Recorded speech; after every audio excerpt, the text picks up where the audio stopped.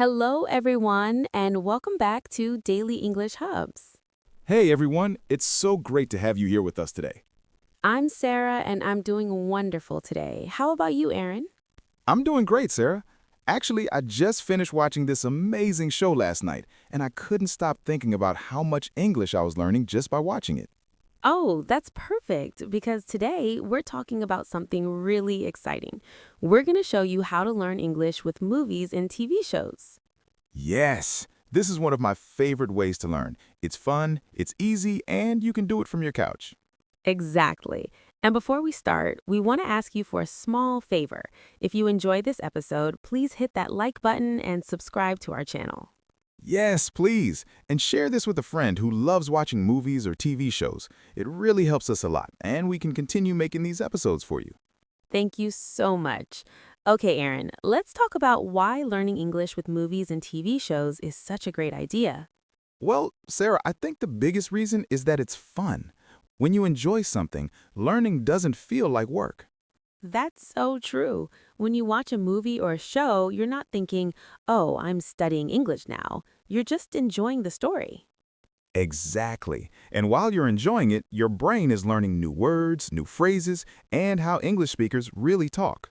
Yes, movies and TV shows show you real English, not textbook English, but the English that people actually use every day. Right. You hear how people greet each other, how they say goodbye, how they express emotions. It's authentic.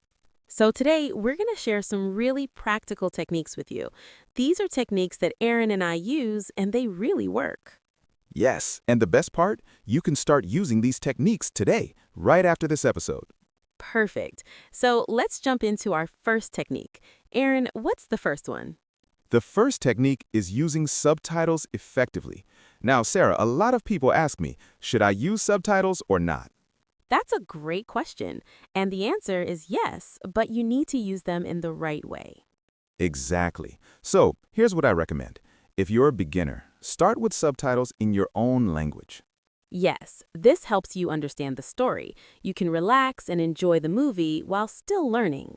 Right, but after you watch it once with your language subtitles, watch it again. This time, use English subtitles. Oh, this is so important. With English subtitles, you can see the words while you hear them. This connects the sound and the spelling in your brain. Exactly. Your ears hear the word and your eyes see the word at the same time. This is very powerful for learning. And Aaron, what about watching without any subtitles? Good question, Sarah. I think that's the final step. After you watch with your language subtitles, then with English subtitles, try watching a scene without any subtitles. Yes, start small. Don't try to watch the whole movie without subtitles. Just try one scene, maybe 2 or 3 minutes. Perfect advice. And if you don't understand everything, that's completely okay. That's normal. Absolutely. You don't need to understand every single word. Just try to understand the main idea.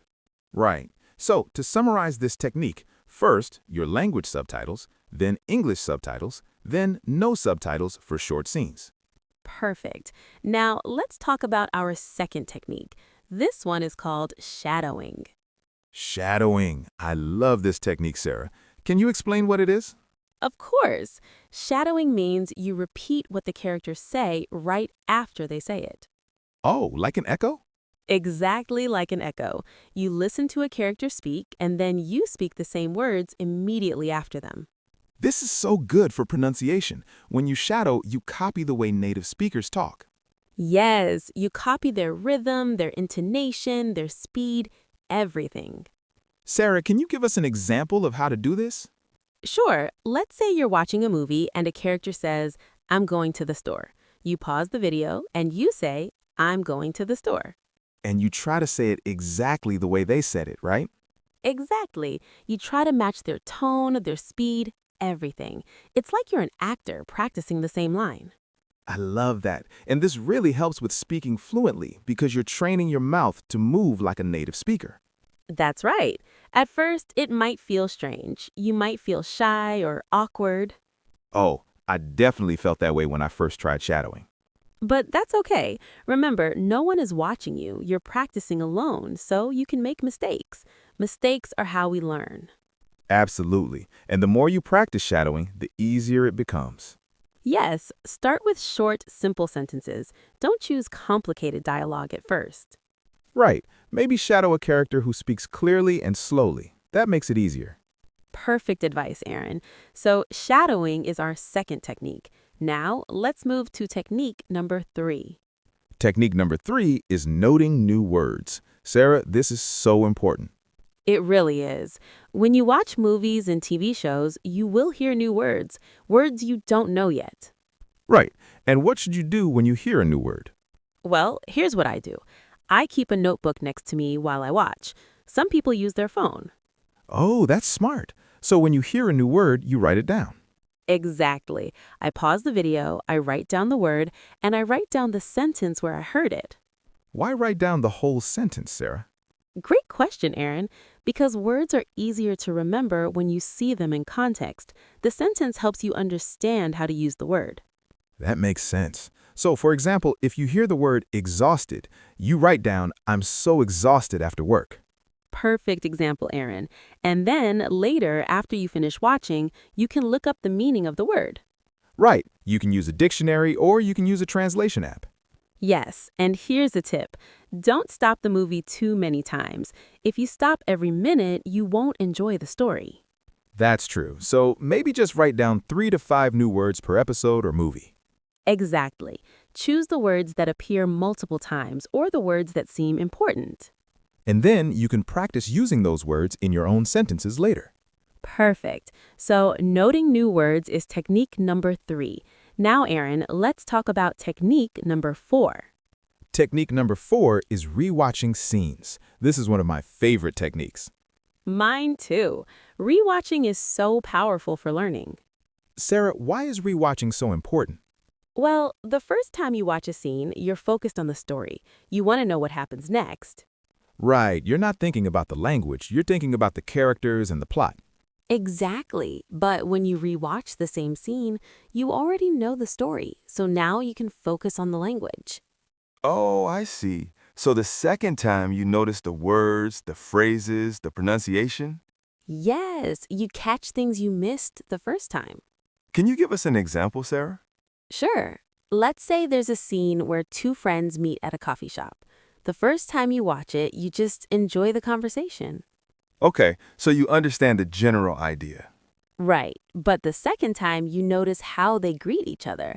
Maybe one says, "Hey, long time no see," and you think, "Oh, that's how English speakers greet friends they haven't seen in a while." That's so helpful. You're learning real natural phrases. Exactly, and you can rewatch the same scene 3 times, 4 times, even 5 times. It's not boring?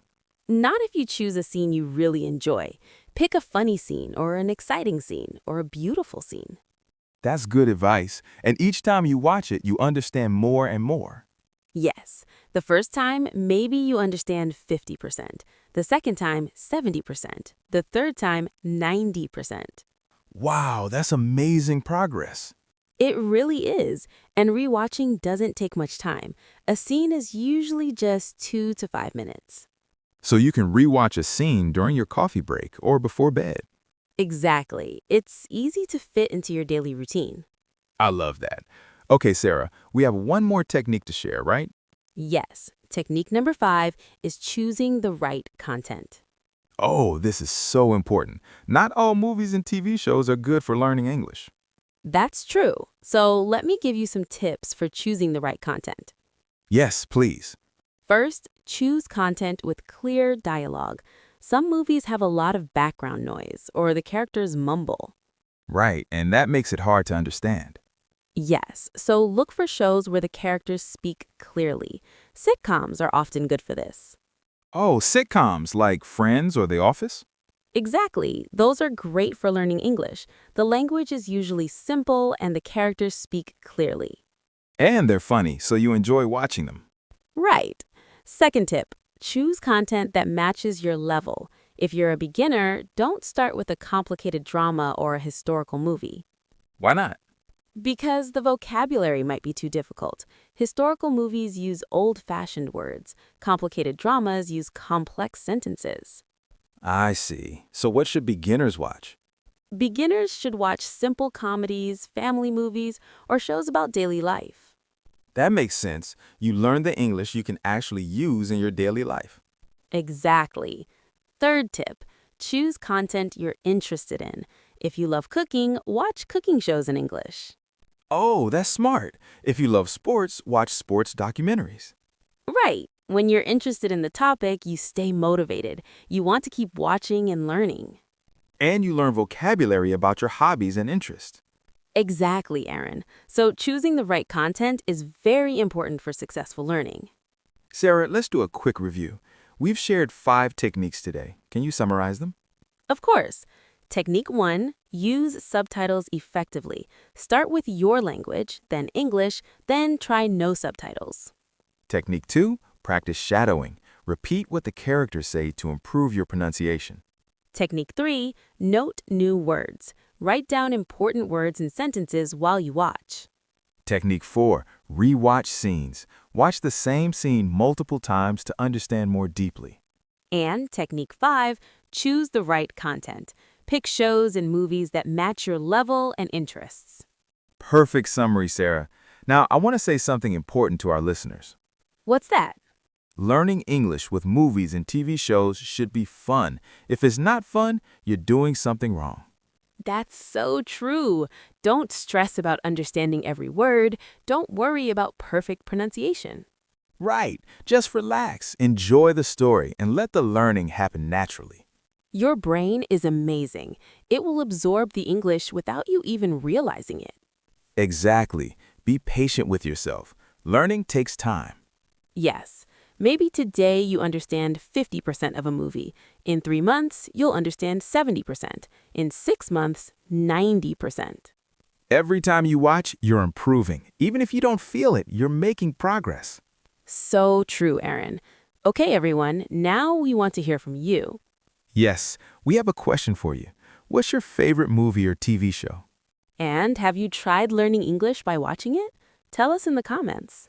We love reading your comments. It helps us understand what you need, and it builds our community. Yes, we're all learning together here at Daily English Hubs. You're not alone on this journey. And remember, you can do this. Learning English with movies and TV shows is easy and fun. Start today. Choose one movie or one episode of a show. Try one of the techniques we shared. Maybe try shadowing for just 5 minutes or rewatch a short scene. Small steps lead to big progress. Absolutely. Well, everyone, that's all for today's episode.